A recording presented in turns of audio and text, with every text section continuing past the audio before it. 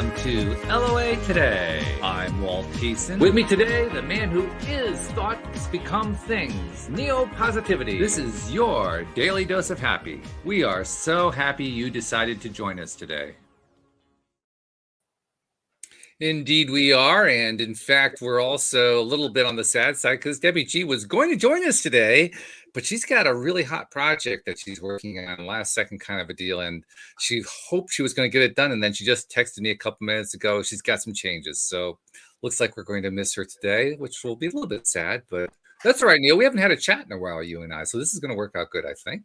Yes. I know it's been a lot of developments in the thought processes of Walt as well as my own since the last time we got a chance to just tackle a whole episode by ourselves. Hi, Marissa. Thank you for all the love. Hey, Marissa, how you doing? Good to see you. And yes, indeed, it's a lot of fun whenever we're kind of going tete-a-tete because it's amazing what kind of comes out in those situations. You've been doing a lot, my friend. I mean, you just finished a major summit, 2 weeks ago, I think it was, and you're planning your next one, and I guess you've got like some really cool guests lined up for that one. And I mean, it's like one thing after another with you, guy. Yes, it's law of attraction. I'm trying my hardest to use it as much as I can, to be as beneficial as it can in this lifetime. And I learned some secrets and I stick with them. So I got Doug, Zirmirin. I always say his last name wrong. Van Buren. But either way, he's director of what's it called? Got so much going on. How thoughts become kind of stuff, not enough head. Yeah, there's a couple different law of attraction movies, and it's like, how do thoughts become things? Why do thoughts become things? I didn't know there was that many to have me confused.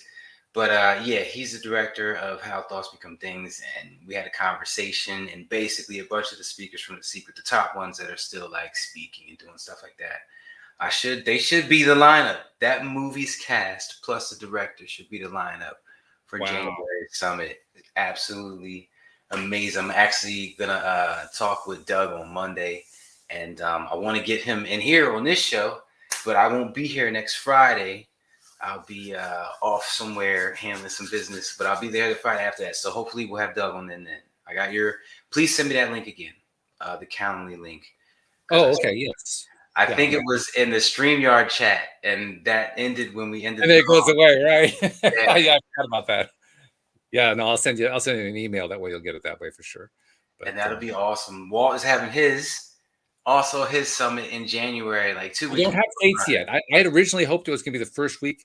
I'm still hopeful it will be, but I'm thinking I may have to move it out a couple of weeks. So it's kind of in flux right now. It's going to happen. It's almost certainly going to happen in January. I just don't know exactly when. And when I know, you guys will know. You'll be the first ones to know. You should take February because I'll do January. You do February. Oh, okay. Because I'm gonna cut back to every other month, so it would be perfect if we did it staggered like that, and that would give you some extra time to come up with things because it is a daggone process. As you know, doing this show, there is a lot of work. Dealing with a bunch of speakers that don't exactly follow the steps that are laid out. And then I ended up being guilty of that myself. I was like, oh my goodness, I was that speaker that was just wouldn't listen. So yeah, but it's at the end of the day, it's all so much worth it. Just off of what I've learned on these summits makes it worth it tenfold because I've used it to get so much. And then helping other people is like an additional. It's like an extra, it's just a plus. I'm with you entirely. That's exactly what my experience has been doing the podcast for these 9 years. It's just been amazing, all the stuff and I continue to pick up stuff. I mean, just in the last couple months, I've been picking up stuff, and it's just endless. It's amazing and it's fabulous. And then the best part is finding out that listeners are benefiting from it as well. I've been getting a lot of input along that line lately, and boy, does that feel good. It's like I commented to Anne-Marie Young the other day. We were chatting after one of the shows. She did 2 shows with me this week, and we were chatting. And I said to her, I have no intention of dying anytime soon. I intend to live a lot more years. But if I died today, I could die happy because I've helped so many people without even realizing I was helping them. That's the best part. I love that. You know what? I'm going to give you an even better part than that. You didn't keep it to yourself. your words are written in stone. Your voice is written in stone. People will be able to learn from this for years and years and years. So not only do you help people, but you are helping people for years, for generations to come. This is the start of something. Shows like this are the start of something huge, a shift. And this is an OG show. This is an original. So yeah, bask in that glory, brother. Okay, now I officially have the chills running down my spine. The beginning, man. This is the beginning. This is one of the first shows that actually took it like really serious and lasted for a long time and just continued to bring countless amounts of information to the table for everybody to just absorb, take what you can, use what you can. Yeah. Not to mention have your daily dose of happy. I mean, that's really been my number one motto all along anyway. So yeah. That's the vibe, man. That's the vibe.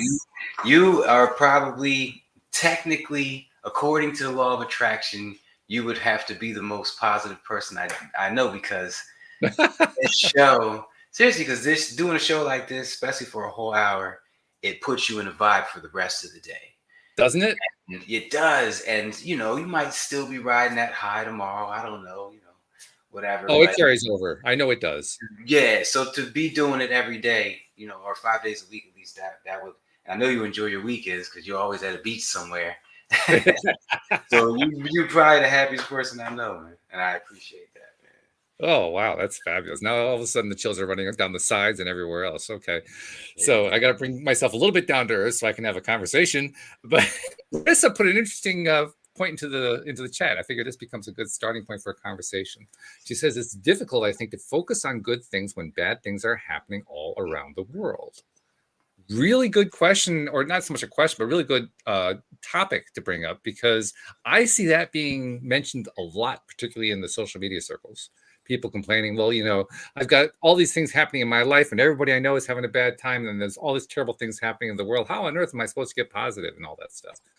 It's a common problem, a common complaint. I would say, Marissa, thank you for the question, by the way. I would say separate, divide and conquer.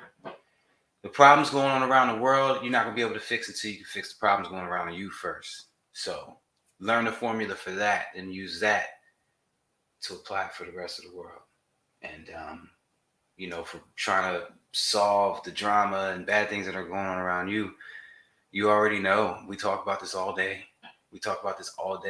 Seeing it differently, shifting your mentality so you see things differently, and staying keyed in and focused in on what energy you're vibrating at, aka what you're thinking about, because that is going to be your future. So you need to focus on that. That is the number one objective of your entire life. That's more important than eating, because you only eat 3 to 6 times a day. You need to be doing this more than that. That's a very good point. Yeah. How often you do it during the day is how often you get yourself back on a high vibe. And the more you're on that high vibe, the more the good stuff happens. So it's really important. It does suck. And I always compare it to having like a grandparent in the hospital. It's the scenarios just keep beating you upside the head. No matter how hard you try to be positive, they just keep beating you upside the head. But that doesn't change the fact that you're in the game, and the game has rules. Can you stay positive in the face of the negatives? The funny thing too is, that moment, deal with it. Yeah, well, you're right. It's that moment, and it's always right now. So that's really where you want to stay anyway. But it's been interesting. I'm about ready I'm within like a week or so of graduating from the TIA program, and a major thing that they emphasize in TIA is learning how to appreciate transgressors, appreciating stuff that you wish wasn't going on, that you don't like, that you dislike, that you want to stay away from, all that kind of stuff. Just seems to keep happening. Because as it turns out, the more that we can learn to, in TIA terminology, detune those transgressors, detune those negatives, the less they affect us, first of all, which is big. You're talking about taking power from them, basically? I'm talking about eliminating them from your life in terms of vibration. Just the vibration just goes away when you detune them. And so they just don't even affect you. They aren't even part of your thought process. They aren't part of your experience anymore. They literally go away. So you mean like detune, like a tuning fork? Yeah, right. Okay. All right. I see what you're doing. Yeah. Okay, so how do you detune a tough situation. You get that phone call, pisses you off. I How had a do few of those, by the way. how do you how do you And one determine? in particular I can think of this past week. It got me down for a bit, but it didn't keep me down very long because I applied the teachings from Taya, and they work. And what it basically amounts to is this: first, you identify what it is that's bugging you. It could be something just minor that's going on now. It could be something that's tracing back to your childhood. It could be somewhere in between. Whatever it is, do your best to identify it. And you can't always identify it, but if you can, it helps to identify what it is so you know what you're talking about. If you can identify what it is, then the next thing to do is to see if you can find some way to offer forgiveness for it. Because if you can forgive, now you're beginning to shift away from being so, buzzed out about how terrible the thing is. Well, I hate to put you on the spot, but I need an example, brother. I'm not saying give me what happened this week. Can you Well, give me something and then trace it you back? give me something. Give me a scenario, and let's address the scenario as if it were what was really going on. All right, now we're looking for what? Like something. Something that really bugs the crap out of you. It could be like a world problem. It could be something going on in the family. It could be something that's going on with your neighbor. It could be almost All right, anything. I got one. My son's teacher calls me Okay. or emails me, and his grade has dropped below, you know, 50. Okay. He's not even trying, which makes it worse. Good. All right. So applying the Taya And formula. this is a repeated. This is a repeated. It's a Repeated repeating thing. example. It's been Yeah, happening over and yeah. over. Okay. Probably even getting worse That's over a huge time. difference too. Yeah. So, okay. Well, then the first thing to do is to ask yourself, is there some way that I can find to forgive that situation? Is there some way I can find to forgive the people who were involved? And more importantly, is there some way that I can forgive myself for getting all upset about No, because I told him just do your homework and study. it? There's no way out of that. I already told There's no way out. No, okay. All right. So in these situations, I like to look back and I kind of like, all right, what did I do to manifest the situation into my life? And that kind of removes any pressure off of him, Okay. my mind. At the same note, I do want to hold him accountable for his actions. So there's a conflict there. But then, yeah, like what I normally would do through years of going through this was just go find an email of when his teacher, I have him saved in a specific file where his teacher was Mm. praising him. And Ah. I try to marinate on that. Or if I'm not home, I'll just picture myself opening that email. But that's a super advanced technique that I had to come through, or I was going to pull all my hair out. Well, that's also a form of forgiveness, by the way, because Yes. that's looking for the positive. That's looking for But something. that's a neo answer. The average person, I don't think, would have an answer for that because it took me a second to come up with that one. Um, Well, sometimes you have to kind of work up toward it. Sometimes, and the tools that they recommend using to get to the forgiveness place in Taya include journaling about it. Just sit down and just start writing. I mean, in my case, typing, because if I write more than 3 minutes, my hand cramps up. But I can type it. So just writing it out, what was going on, or how you feel about it, or if you're angry about it, get the anger out on the page. If you're frustrated, get the frustration out on the page, and just let it flow and keep flowing and flowing and flowing until you run out of things to write. And just that action of doing that, just getting it out, you're actively thinking about it while you're doing it. And you're working through it while you're doing the journaling. So that the journaling actually becomes a way for you to work through the problem. I want to key in on journaling real quick. Do you do any type of journaling? I had never done journaling until I did Taya. I always resisted it. And so now you do typing.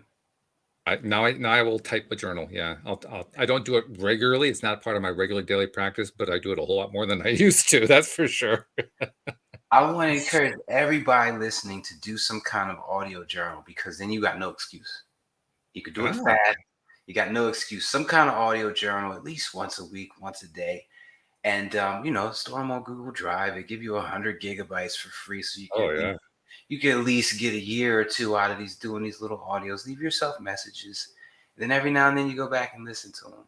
And it's the first time you go back and listen to one is the time where you say, "Holy crap, I'm going to do this more often."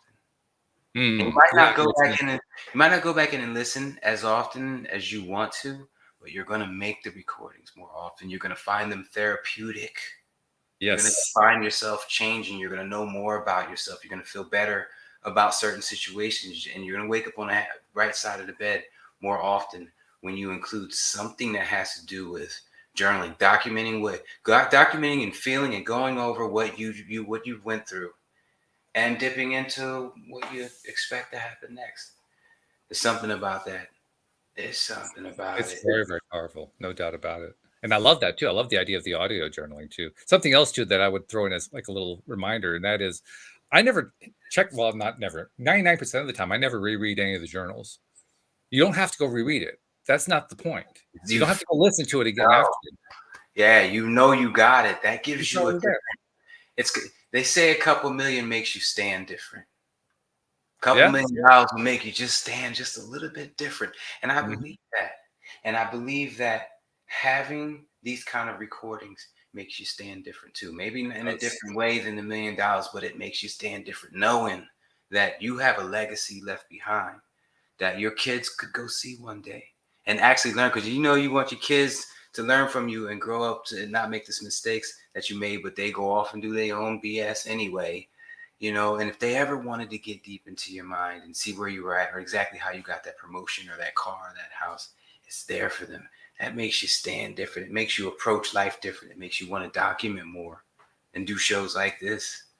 Absolutely. Want it out there.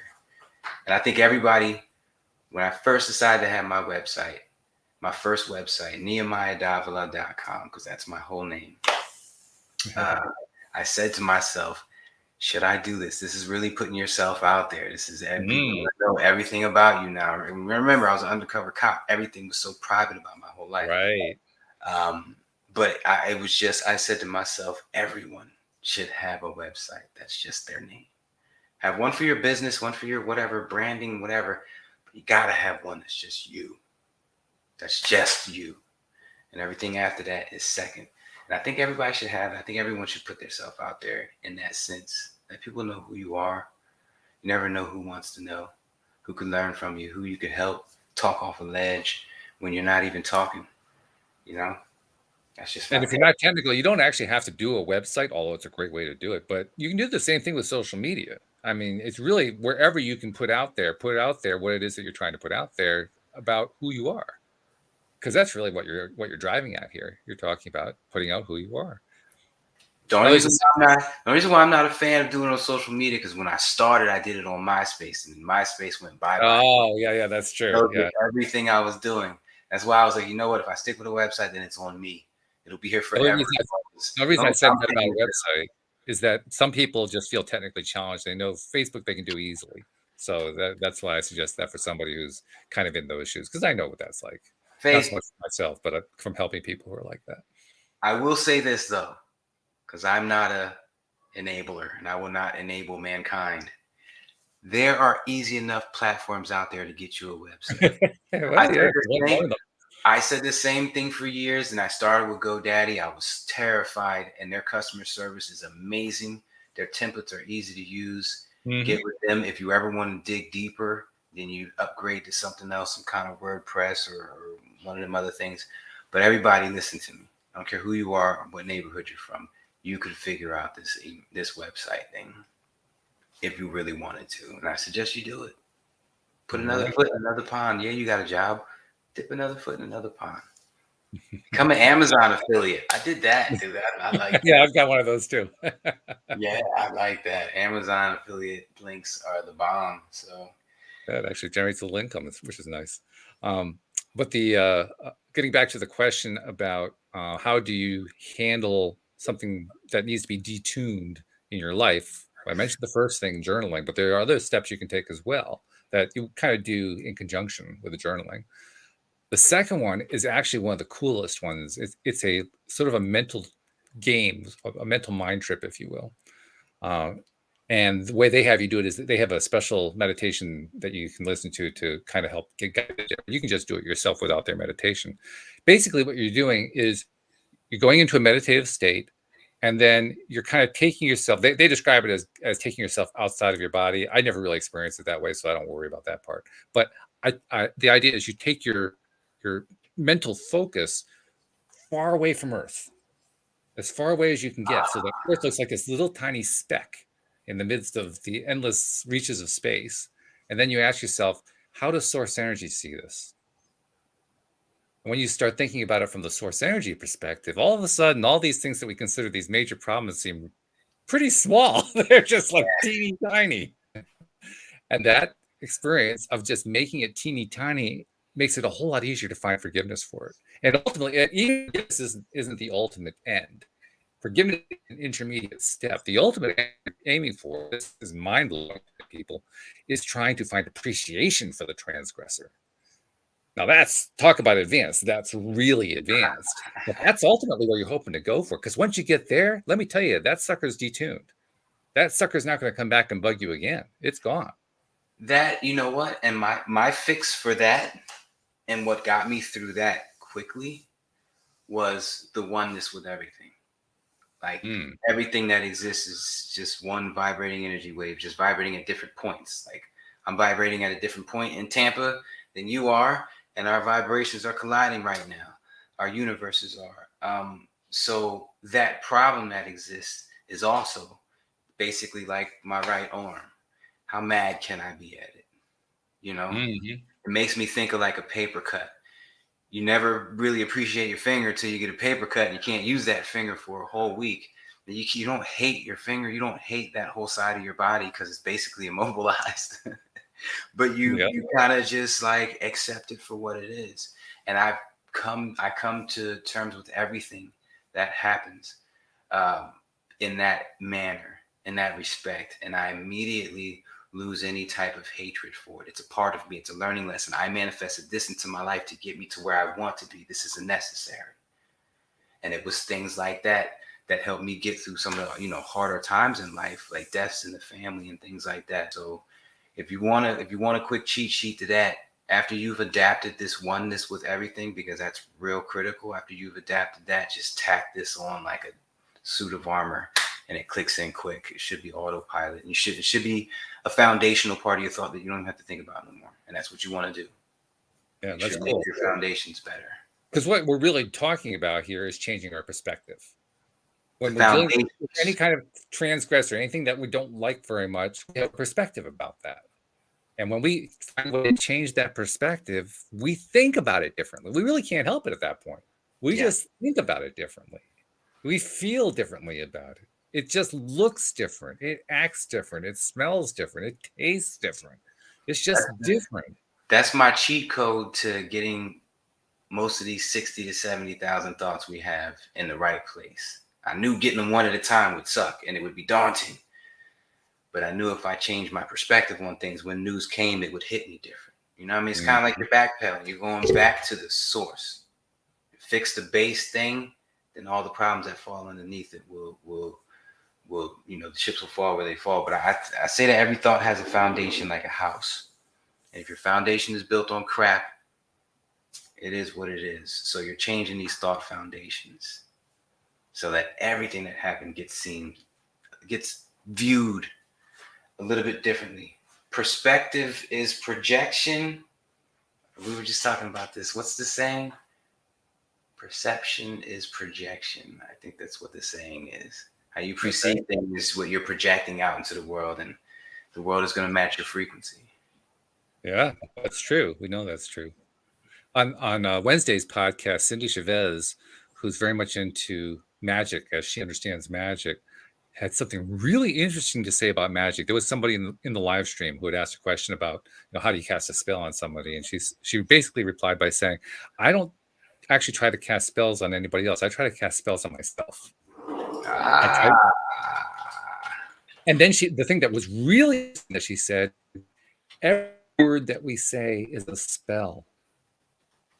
And I thought about that and I thought, damn, that's a wonderful way to think about stuff, because if you take spells seriously and you think of every word as being a spell, now you got to take everything you say seriously. Every word. Every word. Every word. And then if you're going to be doing that, then that means you have to start taking all of your thoughts seriously. I mean, it's a great mental exercise. I loved it when I heard it. It puts you in check. It makes me want to It step does. back and analyze everything. And I always quadruple check everything that comes out of my mouth anyway. I'm like obsessed with that for some dumb reason. But it's been Nothing dumb working. about it. It's been working me a lot in the police department. Kept me out of trouble because I was ready to say some stuff. I'm sure. A job like that, that's gonna happen. It's just gonna feel it. No, but it's a good practice. It's a good practice. I'm already like thinking of ways I can implement it. Yeah. And I love the idea of calling it a spell too, because I think I mean, some of us perhaps, through religious upbringing or whatever, we might have negative impressions or negative associations with anything called magic. But I But, think most these but a days, spell is I a think of magic spell. as a cool thing. But a spell is a spell. We all know by definition, it's an action and a reaction. So Hmm. I like what it does to us mentally. Yeah. I like what it does. It makes I, me I I feel love some of the implications of it, because a spell, we often think of a spell as something that fixes something in some way. And by fixing, I don't mean repairing, I mean making it be and stay in a certain way in a certain place. To be fixed in space, so to speak. And when we think of all of our words kind of fixing in space, now it feels like they're just a part of reality from now on. yeah. Every time we say something, which by the way happens to be true. Well, all of them, every one. And then you start to think about all the words you've put out there and how you need to affect that over under.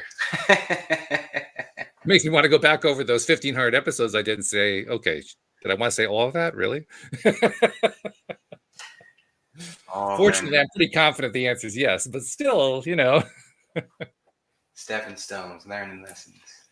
Oh, there's something else I wanted to mention too about this whole question that was brought up in the chat by Marissa. The question of dealing with bad things that are happening around the world. We talked a number of different ways about how to detune them and how to basically change the way we perceive them, change the way we think about them.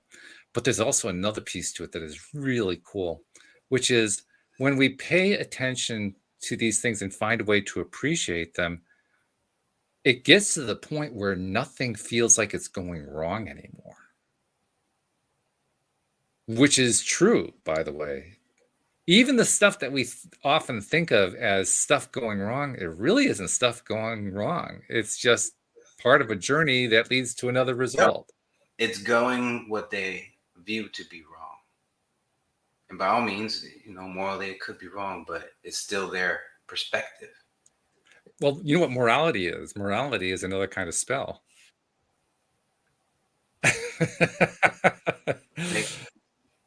And the really interesting thing about morality is almost never associated with, applying it to yourself. It's always applying it to somebody else. Isn't that interesting? That's what's funny. I want to talk about this. This is actually called the wheel of morality. That's what I call it. Oh, really? Oh, okay. Yeah, but it's not morality like morality. It's about morale. It's basically like Wow. Oh, okay. measuring morale, but calling that measurement morality. Got it. I might put a twist, but we'll talk about that a little bit later on. I like where you're going with the whole world thing. I kind of let it go. I mean, I stopped watching the news a long time ago because it's all bad. And yeah, I'm behind the times on certain things, but it's given me more reasons to smile throughout the day. More gaps that would have been filled with bad news have been filled with smiles. Yep. That's for one. And for two, I'm not a real big fan of, I'll put it to you like this. Successful people tend to worry about things that they have control over. Unsuccessful people tend to worry about things they do not have control over. I don't want to be unsuccessful, and I don't want to be in that category in my mind at all. So I'm not going to worry about things that I have no control over. Right now, in this moment, I can't control the poverty that's happening in Chicago or Africa. Right now, in this current, no, I don't think I can. I can affect what's coming out of my mouth, and then the chips are going to fall where they fall. So coming to terms with that type of why would I spend a headspace there when I can't do anything about that anyway? That is a huge part of letting go. You should not be taking on the burden of everybody on the planet like you're Superman and you're just feeling everyone's pain because you could hear it or whatever. Nah, you don't Well, you want can to, if you want to, but you just don't be want to ready spend for it. time there. Yeah, you don't want to spend time there. The more time you spend there, the more of that pain you're going to experience. You're going to attract. You're going to manifest into your life those type of Exactly. situations. You Yeah. don't want to spend time there. You're going to have to find every way to get rid of it, and letting it go is the best way. And that's exactly what I found, because I used to be somebody who would do exactly that. I would take the world on my shoulders. And what I finally realized was there was one person that I was hurting. Me. Nothing was getting better, but I was hurting someone. I was hurting me. And I was actually transferring the hurt to other people, which was even worse. So Who in this world could it possibly benefit for you to sit in a room by yourself and stress about something, anything, fill in the blank, any topic? Who in the world benefits from that? In fact, you anticipated my question. My question was going to be, is there a use for worry? Because I've never found one. There's a use for paranoia and that type of worry. That's what they used to tell us in the police academy. Paranoia keep you alive. That type of worry keeps you alive.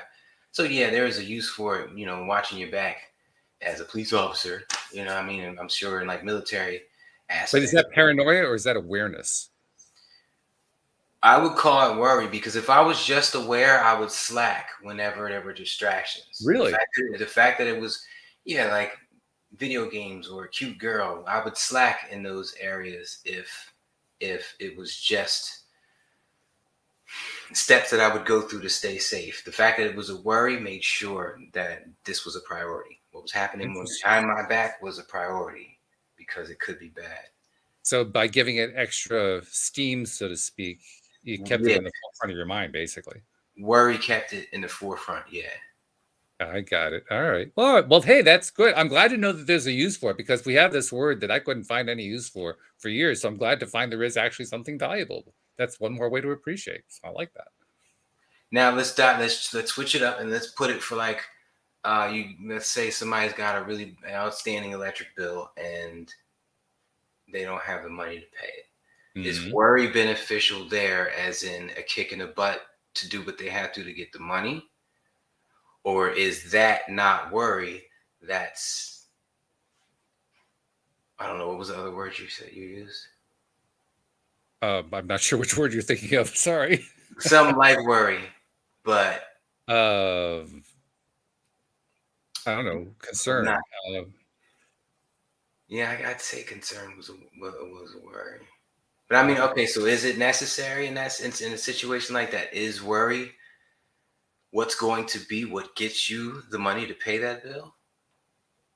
So I'm making it necessary or no? Well, I'm going to let people stew on that one, and I'm going to throw in an extra piece of information. I don't know if this is true in other countries. I do know it's true here in the United States. You mentioned specifically a power bill that you can't pay for. If you're in that situation right now, and you're listening to this show, and you're saying, yeah, that's me, before you do anything else, on the very next moment that you have during business hours, call the power company and ask them for being involved in one of their programs, because they have lots of programs to help people get through, makes payments in order to make sure the power stays on while they're trying to climb out of whatever hole they're in. You don't have to lose power. The reason people lose power in the United States at loss is because they think that things are going to be better if they don't call the power company, and it's not true. I don't know if that's true in other countries, but it's true almost anywhere I know about in the United States. 100%. He's 100% accurate. That's a great job bringing that up too, because I know people go through those situations and they don't even know about these things. And Absolutely. I never thought about it like that. You're right, because you're in that situation. The last people you want to call is the electric company. Yeah, because you owe money, and you don't know what day they're gonna shut you off. Maybe they forgot about you. You know what I mean? I've been in a situation before, so yeah, that's the last place you want to call. But no, they do. They got these programs that take care of you. By the way, the same thing happens with debt. If you're in debt, and I was in debt for years, so I know what it's like. If you're in debt and you've reached a point where you can't pay your bills, Call the credit company, call the bank, tell them what's going on, and they will try to find a way to help you get through. They have credit counselors who do exactly that. One again, an example of something. Oh no, I can't possibly call the bank. That would be stupid. Who'd be dumb enough to call the bank about a? They will set up to. They prefer that. You know why? Because they get a higher payoff rate. They get more people who join a program like that paying off than those who just kind of try to blow the bank off. Yeah, that's a long shot, y'all, but try it. Not a long shot. I know a lot of people are gonna see it like, what? He went too far with that one. It sounds crazy. I know it does sound crazy. With COVID, there's stuff out there. Oh, there is. There's a lot of help. There's a lot of help.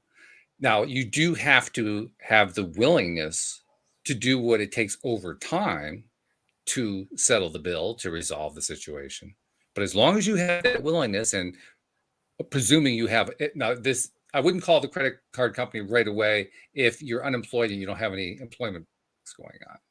You want to see that you have some kind of income going on. Mm-hmm.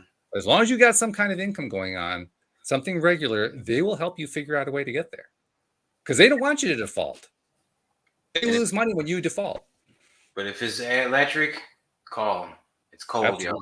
Yeah, you have nothing with the electric company. It's cold, especially if you got kids. Call them. Don't sit there and bundle up and just wait till the sun comes back up to get the heat. No, call them. Yeah. Don't call it. It's a huge, especially if you live in the northern parts of the United States where it gets cold this time of year. Very, very important. Yes. This is another example of appreciation. I don't know if you recognize that, but I was thinking about it as we were talking about this. We were appreciating different ways of dealing with very unpleasant situations. And you know what? Shout out to the government. I don't shout out the government that much. I'm always, you're not anti-government, but I'm always picking on the many bad things that they've put out there. But programs like this, is me, because I've been on one of them before. Mm-hmm. Yeah, shout out to them. Thank you for that. Thank you. Mm-hmm. Mm-hmm. Yeah, and if you're somebody who's a thing about corporations, how about shout out to the banks that are corporations? Because the banks and the power companies, they're corporations, and they have these programs. They want to help you out. So, they deserve a shout too. If you don't praise the corporations further than that, that's fine. But that much. Shout out to things, to good things. Yes, exactly. You don't have to like the whole animal, but you can appreciate parts of the animal. You know? You got to find and appreciate how. I mean, you can't be mad at your bank and expect it to be a pleasant part of your life. Right. That's not what the shirt said, y'all. I had to make peace in order to get out of debt. I had to make peace with the debt, and I had to make peace with the creditors in my mind, in my heart. Until I did that, nothing going to happen that was going to make anything better. I want to switch up subjects. What's that? I want to switch up subjects because I want to issue you a challenge, Walt. Oh, okay. All right, go for it. Tracy Starr, you remember her? Real cool people. She does things. She does this thing with lists where she lists out 300 things. Woo! 300 things that you would take. I guess that you would purchase today if you could. And I like that they're purchases because world peace can't be on your list. Feed all the hungry on the planet.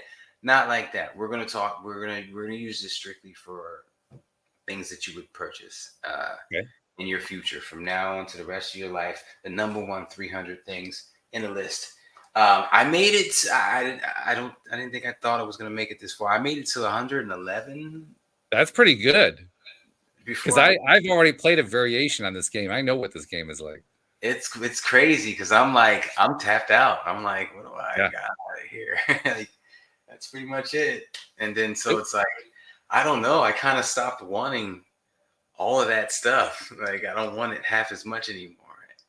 I don't know if Abraham Hicks has a variation on this game. The variation they call it the personal checking game. What you do is you go to your bank and get one of those old check registers that nobody uses anymore because they have lots of them sitting around. And then you pretend like it's an actual checkbook. And on your first day, you mentally deposit $1,000 and you're actually ready into the register to deposit $1,000. and then you spend it, and you actually write into the register the things that you're spending it on, and you're assigning amounts to it. And then the next day you deposit $1,000, and you keep doubling it. The next day it's 4,000, and then 8,000, and then 16,000, 32, have to do 64, this. 128. And the interesting thing that happens is after about a week or two that you run into the exact same issue to what else do I want to buy? It's amazing how fast it happens. Like I would have thought that if you give me like an unlimited supply of money, I could just spend money endlessly, but it's not true. Nah, that's when movie stars and celebrities get depressed after they've spent everything and they realize that that's not what they were looking for. Hey, Gregory chimed in on the live stream. He says he's got some questions. So Gregory, type them in and we'll be glad to answer them for you. Gregory's become something of a regular lately here on the show. Nice, So nice. Thank you, Gregory. Had some good questions too. This is going to be interesting to see what he has to come. But it's funny, real quick while we wait for his questions. Yeah, I write out matter of fact, on my to-do list, there's like boxes with checks. So I make sure I write out checks all the time. I use old checkbooks from old accounts from years ago, back when they used to give you a whole box of checks. And so I got a bunch of those. So every day I write out at least a couple checks to different organizations, to family members, for whatever. And I get to the back where it has deposit slips, and I was just throwing them away. I actually threw one away a little while ago to the bottom of that trash. And I'm like, ooh, I have a use for that now. Yeah. I like that. Absolutely. Really. Oh, wait, you can deposit checks too. I forgot about that. I could use that too. I never thought about that. Deposits, baby. That's what's up. Now, we should point out the mental game you're playing. This is an old account that isn't open anymore. You don't actually want to send those checks out, okay? No. I want you to hear something. I want everybody to hear something. This is what happens to all my checks. This is how I deposit them. After I write them, to me and my soul, they get deposited into the universe when I hear this sound right here. That's my shredder. The shredder. and people might see that as, oh, I'm destroying the check. No, for me, it's getting sprinkled into the universe, and I've adapted that. And so it's so good. But yes, do not let these checks get anywhere. Even though it's on an old account, doesn't matter. Just be safe. Make sure it ends up in the trash somewhere. I used to rip them, but that kind of hurt my soul. I thought the shredding would too, but it's my shredder's right there, and I'm like, deposit. And I'm like, yeah. Well, we've been depositing all this high vibe stuff, and the universe has answered our high vibe deposits because Gregory gave us not one but 3 questions so far, and there's probably more coming. Let's take them one at a time. First one, he says, can the law of attraction limit you? Yeah, limit you from screwing up. Yeah, I mean, exactly that. It can limit the amount of negative in your life all around if you use it the right way, 100%. Can it limit you from progressing? Yes, if you're not dreaming big enough. Point blank. The only way it can limit you is if it goes off of you. It feeds off of you, your actions, your thoughts. That's the only limit. Yeah, I agree with that. In fact, I'll give it a slightly different twist from what you just said. I will say that the law of attraction has no limits. That's because source energy has no limits. We're the ones who have limits. Yes. And our limits come from what we choose to limit. I mean, anytime that I express a preference for something, that's formed. It's not a bad thing. Nothing wrong with limits. I think one of the things we need to do is remind ourselves that are actually good. Limits are fun. Limits are how we create this world that we're in. This world, this flesh and blood earth world that we're in right now exists because of limits. Yes. And it's a wonderful thing. It's a great place. So limits, first thing first, let's not treat limits as if they were bad. Second of all, let's recognize that we're the ones who apply them. The limits are necessary because if everything was unlimited, it would just be boring. Exactly right. Me and Jeff Buski were talking about this earlier. We were talking about he's a dentist. He runs a good, successful dental practice. But he said the system is perfect. It's the people that either do their job or they don't that alter that perfection. And if everybody's accountability partners, then everything should run perfect. And that's, that's what he accredits his successful business to. And it's the same thing here. The system isn't flawed. The system is perfect. It's what we are throwing in the mix that are altering its perfection. And you got to take the reins on that. You have to take the reins on that. That's what's part of the law of attraction. You got to take the reins on what's happening around you. And of course, the really advanced challenge is recognizing that even when you alter the perfection, it's still perfect. But that's Boom. really advanced. Boom. That's how you lose weight. Yeah, right. Exactly. That's a mantra that will definitely help you lose weight if you implement it right into your mindsets. So let's look at Gregory's other questions. He's got them both in one comment. He says, how do you go from feeling negative to feeling positive? I use the affirmation yes. Just say that 10 times. That's going to be a great start. If you're by yourself, laugh for 60 seconds. It's going to sound silly. It's going to feel silly at first. Try it. Or just smile for 60 seconds. Those are 3 physical ways that you can boost morale immediately. That's really good. I'm going to give an answer from the tire world because it's something that I've recently added to my toolbox, and I love this one. It's a 3-step process. First step is you spend 10 to 20 minutes doing what they call a low vibe activity, or a low thought activity, I should say, not low vibe, low thought activity. And a low thought activity is something like, doing the dishes, doing the ironing, riding a bike, something that doesn't require a lot of thought, a lot of mental activity. You just do it automatically. And the reason for doing that is it helps to distract you from whatever that negative thing was that's bugging you. So once you've done that for a bit, then the second thing that you do is you find 3 things to appreciate, 3 things to be thankful for, 3 things to be grateful for. And you spend at least a minute on each one, feeling the gratitude, feeling the appreciation as best you can. Now, if you've been in that really negative place for a while, that could be a challenge, but you go through the motions anyway at this point, because having done the first step of the low thought activity and then following it up with the second step, you're actually doing some reprogramming that you don't feel yet. Because then you go to the third step. After you've done the low thought activity and then you've done the 3 appreciations for a minute each, then you do a meditation. Meditate for about 10 or 20 minutes. And the most amazing thing happens when you do those 3 steps. By the time you come out of that meditation, you feel completely different about whatever it was that was bugging you before. And I'm not seeing it fail yet. It has worked every single time.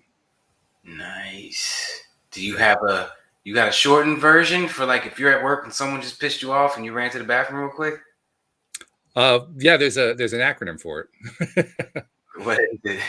The low thought is L, the appreciation is A, and the meditation is N. So it's LAM, LAM. Okay. I'll say just knock that out as quick as you can in the bathroom. I like that. Yeah. And it seems like it involves a synergy. Getting it does. Back home in the midst of a chaotic situation. Yes. I like that. Yes. And look at all the other things that it does too, because you're spending some time on each of these things. The whole thing takes you a half hour, 40 minutes, right? But a half hour to 40 minutes to your mind space. Just because you're doing these 3 things. I'm going to throw this in there. If you are in a situation where you can only go to the bathroom, or maybe you can't go to the bathroom, you're just supposed to go back to your desk and get your butt back to work after you're getting your ass handed to you in your boss's office or your supervisor's office. On your way back to your desk, just take deep breaths the entire walk. Very good. When you sit back down, continue with your deep breaths. When you start to think back about that conversation 2 seconds later, go back to your deep breaths. It's a form of meditation that allows you to still function. That's right. It's a walking meditation. But it's not just function. You're cooling down off of that situation. You don't even know it. You're going into the next email that you're about to do with a clearer head, and you don't even know it. Thus, keeping you away from getting yelled at again. So much stuff can come out of just breath control. Breath work is big. Breath work is huge. An area that I really want to pursue in the month of December and January is different breathing exercises for different occasions. I know there has to be a book out there. Walt, what you got for me? I know you got something. Somebody that works with I don't have breathing? a book because most of the stuff I've been learning hasn't been coming from books. But again, I go back to that 3-step process, and I was imagining in my mind just now, you can apply that to the scenario you just described because you're walking back to your desk, and sure, it's a good time to do some breathing. Sit down at your desk and you do your low thought activity. What's that? It's opening the emails, just doing some email stuff. So it doesn't require a whole lot of thought to do emails. So you do that for a bit. And then after you've done that for 5 minutes or so, 10 minutes, then you take a moment and you find 3 things around the office to appreciate. Anything. 3 things to appreciate. Spend a moment, like 1 minute on each one. And then after you've done that, then comes the meditation part. What's the meditation? It's the walking meditation. Take a little walk around the office. Do some breathing. You just did your 3 steps and you're right there in the office. I want to throw something on top of that. Somebody just came to me to say, I forget who it was. I forget the scenario. Maybe it was a movie. Maybe it wasn't. I don't know. But I know somebody I heard say they take their coffee and they actually take a coffee break. Most people take their coffee and they take it back to their desk and they drink it while they're going. But I'm talking about actually sit down and do nothing. Don't look at your phone. Drink your coffee. And to people like me who don't drink coffee, when I do drink coffee, it's so hot it takes forever to cool down. Yes. And I'm not allowed to pick up my phone in that time. So I can't touch my phone until this coffee cools down enough for me to drink it, and I'm going to enjoy it. Coffee takes forever to cool down, so I get a good hour out of this situation. Very cool. I like literally cooling. That is. There it That's is. very good. Yeah. I want to bring up the force. I want to bring up Greg's question about the force. Greg's good question. I've been waiting for this one too, because this is a great one. I love it. How to reconnect with the force like in Star Wars. I love that question. Greg, I believe that the force is with us. I believe that the force is the energy around us. And what George Lucas did was just take what he knew about the universe and put it into a movie. The force is real, 100%. It is. Can we lift things with our minds? I believe that if when unlocked, we can. Whatever's keeping it locked right now is what it is. So for all intents and purposes, yes, we can reconnect with the force. All you got to do is learn how to meditate. The more you meditate, the more you'll feel a crystal when you pick it up. That's because you're that much closer to this. When people feel crystals and they can't feel anything, and they pick it up and put it down, and like, I don't feel anything. I don't feel what you feel. I tell them that's how disconnected you are with source. You know, the more you spend time meditating, the more you'll be able to feel stuff like that. The more you'll be able to be more sensitive to the trees and the waves and energy that's going on around you. And so that's the force. If you want to reconnect with it, learn how to meditate, get back in that headspace, and you'll literally feel the things around you. Like this room, go into an empty garage and then put 2 minivans in it. It feels totally different. The whole room just feels more open without them. And that's what I'm talking about. That's how you get back to that. That's really good. I like that. And there was a time where I would have just taken what you just said at face value and left it there because I didn't really understand how it worked. But now I understand how it works. And I can explain it a little bit. Because when you're meditating, what you're really doing is you're returning your thoughts to neutral. That's what meditation is clearing your mind as much as you can of all those stray thoughts that are haunting the heck out of you. And the more often that you meditate, the better you get at that until finally it gets to the point where they just don't haunt you while you're in your meditative state. And so if you're coming from a negative or a down or a low vibe place and you do some meditation, it lifts you up just because neutral is higher than low vibe. And then a funny thing happens when you do that and you come out of the meditation, you don't stop going up. Just the act of meditating, it gets a momentum going. So you started in this low vibe space, you meditated for a while to get yourself to neutral. And when you come out of meditation, your vibe just keeps going up. And so you end up in a higher vibe space after the meditation is done. And that's pretty cool because people ask, well, how do I go from negative to positive? Gregory asked that a few moments ago. Well, meditation works really good for that because it gets that momentum going upward. So there's part of the answer right there. Now, the other part is, and this is something I learned over years of doing this show from talking to a lot of good people like you, Neil. I have a much better understanding of what it means to say that we are connected. To be connected to source energy, we talk about it being an internal connection. It is an internal connection. But for the longest time, I didn't feel it like we were talking about it. And even now, I can't say I always feel it. But I now understand that I actually do always feel it. I just wasn't understanding what it is to feel. What was it that I was supposed to be feeling? Now I understand what it is. And I can define it really easily. If you're low vibe, I promise you're not feeling it. If you're a high vibe, I promise you you're feeling it. Even if you think you're feeling it, you are actually feeling it. And the way I know is really simple. If you get ideas coming to you when you're low vibe, do not, under any circumstances, follow them. But when you get ideas coming to you when you're high vibe, that is guidance.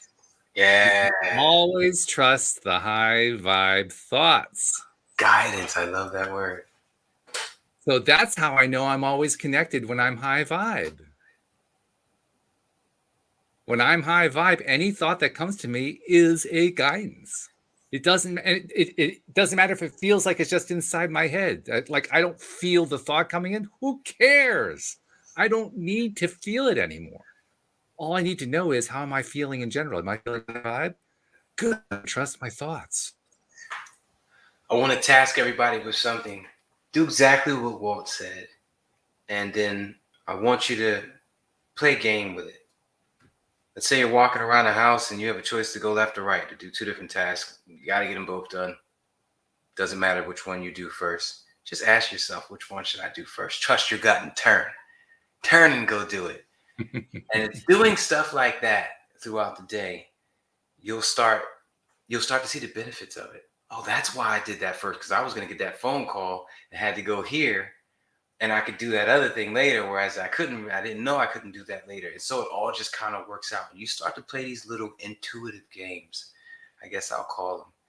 And you end up with some really great results and a really different feeling about yourself and how you're handling life, how you're going to handle life from here on out, how things are going to play out for you versus before, where it might have just kind of seemed like random things happen. And now you're kind of dictating a little bit.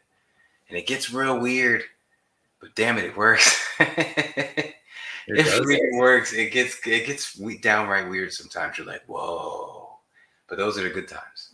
Just make sure that you do this from a high vibe space first. Get high vibe before you try to do any of this. 100%. Worst thing you can do is try to do any of this from a low vibe spot, because all you're going to do is mess yourself up even worse. You don't do anything from low vibration. But we all tried to, because no one ever told us. We just said, connecting to the gut. Okay, well, I feel terrible right now, but I'm going to connect to my gut. No. Wait, stop. No, stay there. That's not what we meant. Connect to your gut and take it to where it was meant to be. That's right. That's the whole point, where we were meant to be high vibe. We were meant to smile, but we were also meant to be tested, because joy wouldn't feel so good if it wasn't for pain. Accept the tests, play within the rules of the game, which is thoughts become things. That's why I wear this shirt, and you will have a great time on this earth. Pray for me, guys. Yeah, this is Gregory's last message. I wanted to touch on it before we sign off for the day. He says, pray for me. I'm going through a tough time. I hope I can make it out. And what I want to say to you is, Gregory, not only will you make it out, you're going to be stronger afterward. What you're going through right now is going to make you so much. And I know you can't see that right now. I know what that's like. You know what that's like too, to be in that place where you're going through something horrible, and there's no possible way this can be good. Guess what? It produces something good later on that you may not see right now, but it's going to produce something that's going to be amazing. 100%. Yeah. 100%. So hang on to that. Hang on to that, because it is true. 100%. But you got to keep your head up. You got to keep your head up. You got to keep your head up. You got to watch some comedy every day. Watch shows like this, definitely. Don't scroll down on Facebook or Instagram. Yeah. You're probably going to see something that's going to put you in a depressive state. I don't know what you got going on in your life. I pray for you, brother. But your best bet is to use every single second as wisely as possible. And in order to do that, in order to succeed in doing that, you're going to have to do those things we just said, and the things we've been talking about in this episode, and the things that Walt talks about in all these episodes, and the things that I talk about in the summit. Engulf your life in that. That's your best bet. 100%, hands down. That's the advice I would give to my children or my parents or myself. And that's what I'm giving to you, brother. We with you. You're not alone. Wise words from a wise man. Thank you, Neil Positivity, for sharing Friday with us. This has been wonderful. Looking forward to talking to you again next week, my friend. And hopefully, our friend Debbie G will be with us. Yes. Thank you to the live streamers as well for all your contributions. And thank you to the podcast listeners everywhere. We will see you all next time here on LOA Today. Goodbye, everybody.